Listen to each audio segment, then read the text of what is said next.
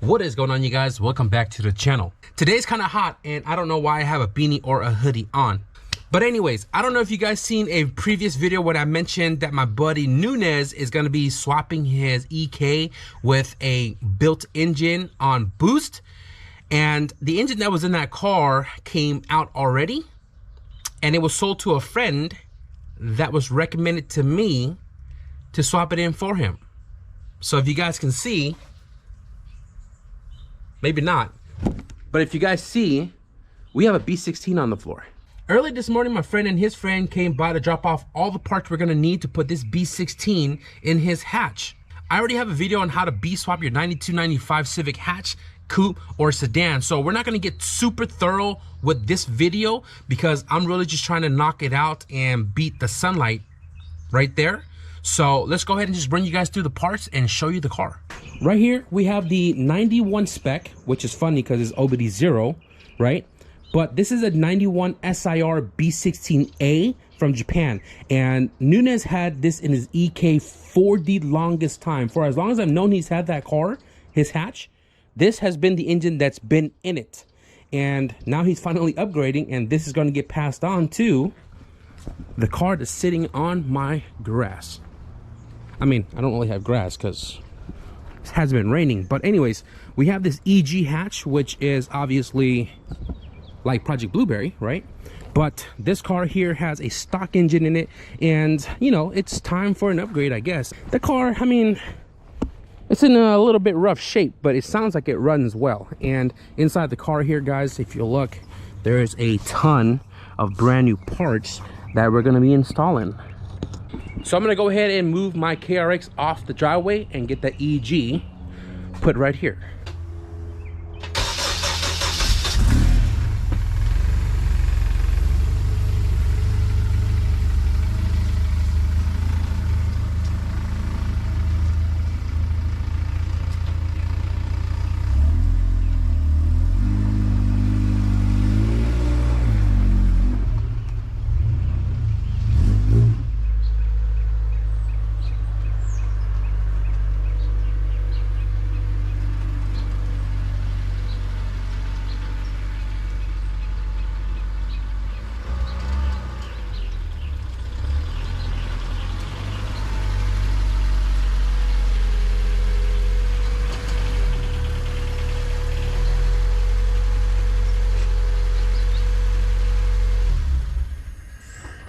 This thing is stock, like factory stock.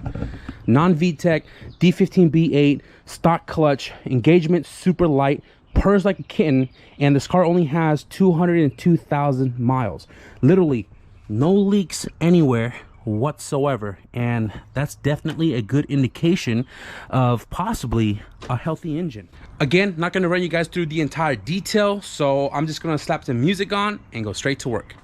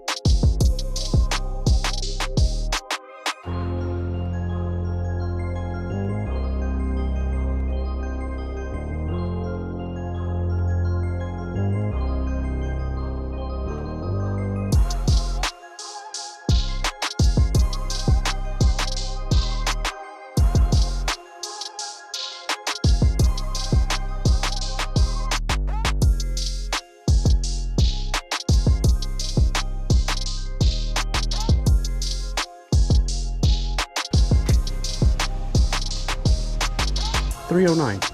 See on cam? Out.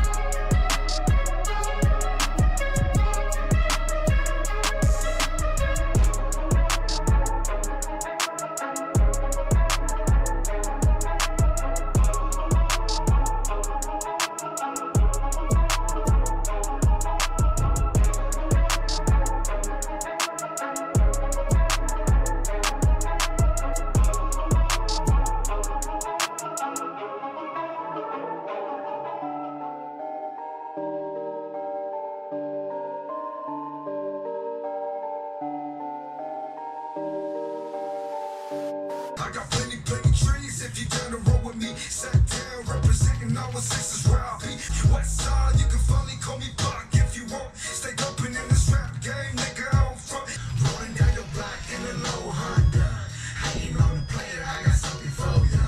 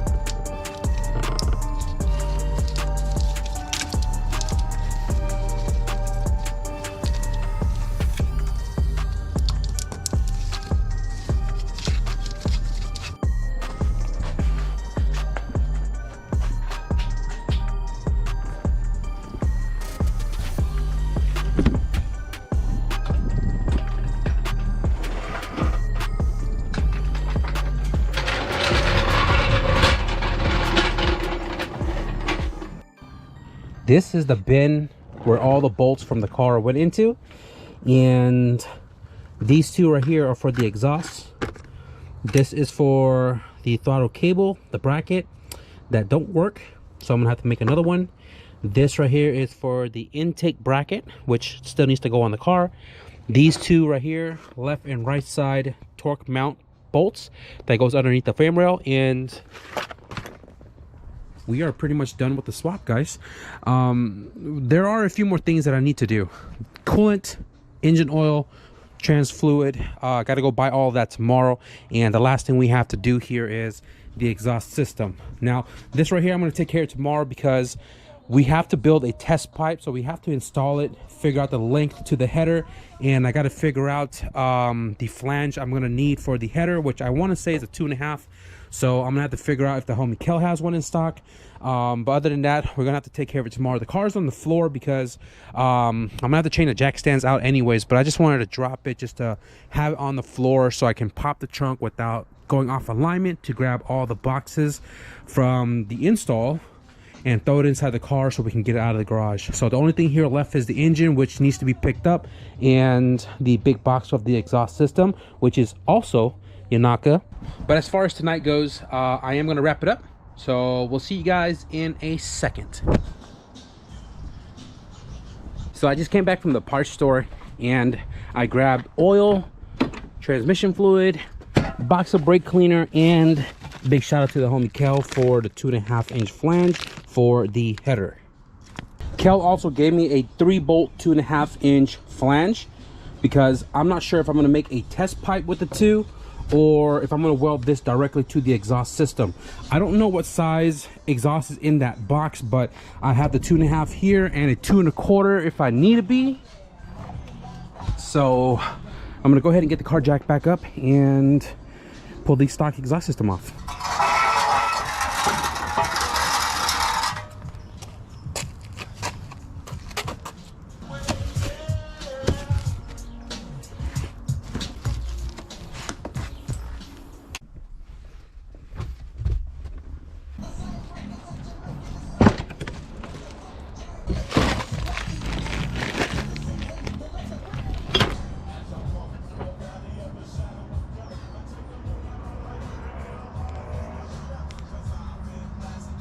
Kind of lost a little bit of daylight here because one of Leo's like longtime friends stopped by, and pretty much we were just chopping it up for a cool minute and some updates about what's all going to be happening here the next couple of days with Leo. So we're still going to try to get the exhaust all modified, fitted up, and fully installed into this car because we are trying to turn this car on today by the end of this video. So YONAKA exhaust system, I've only heard this once in Eric's EK on the channel a long time ago. EK B20 VTEC, and he had some SSR wheels on it that was painted World Rally blue, and it sounded freaking awesome on his car. The only other time I've heard this exhaust system is on, what's his name, Robbie from Canada. He had this exhaust system on his Turbo EK and it sounds freaking quiet as hell, all motor and boost. But so far I haven't heard anything bad about the YONAKA exhaust system, and it looks freaking awesome as well too for what it is. Full mandrel bend, all the hangers are here, all the gaskets provided, and all of the hardware. So with that being said, let's go ahead and get this thing installed in the car so we can further make progress onto the front portion to the header.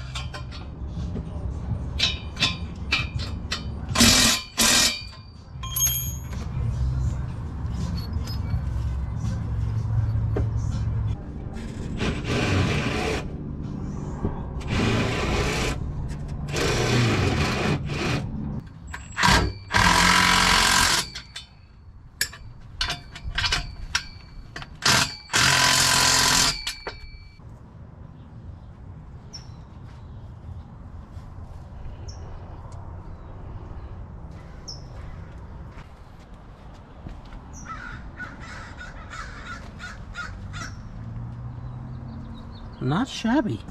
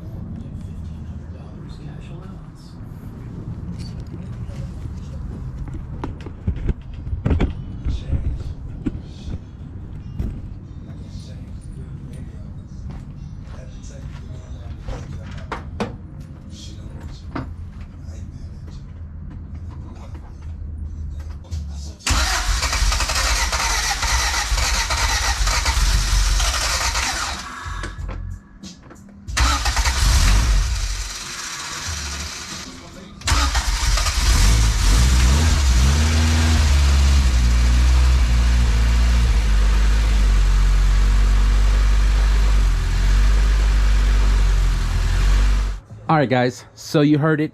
The car turns on and it sounds freaking awesome with the YONAKA exhaust system.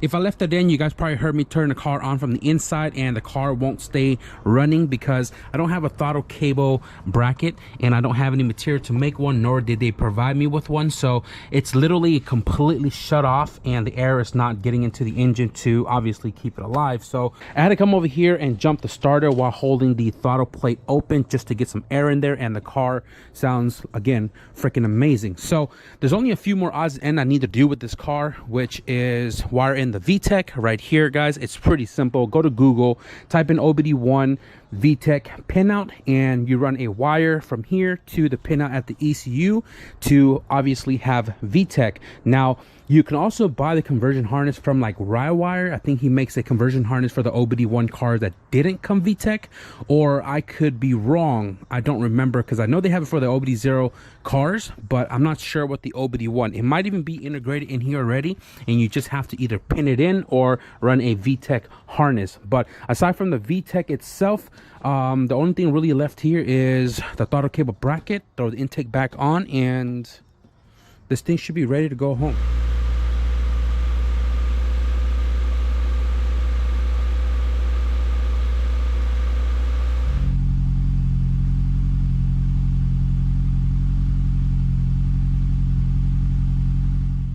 Okay, guys, so we are wrapped up with this B16 swap EG. This was a fun one.